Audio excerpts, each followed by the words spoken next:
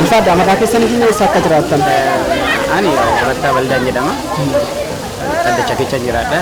Chaayinaaf magafiitidha. Anis akkuma uummata kanaa harka namaa tana eegaa ture. Ani immoo qabaadheetu waan kan godhaa jiru. Bakka namni tokko ana onnachiisu warra dadhabaa anaa gadi immoo hin jiru. Ani kaadheetis nan bulaa an kutatee buluus hin dandeenye hin jira. Nama kana immoo hin qarqaarra waan naan jedheef leegene.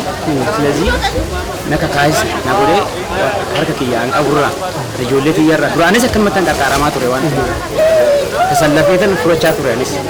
Har'a garuu arraganii anarratti ilaalee uummanni kun anaa olii namni naa olii anaa olii an birrii irra ciisee ganzama irra ciisee minaan irratti uliree humna hin argata baddaa irrattis lafarraa isi lafumarraa argama waan ta'eef.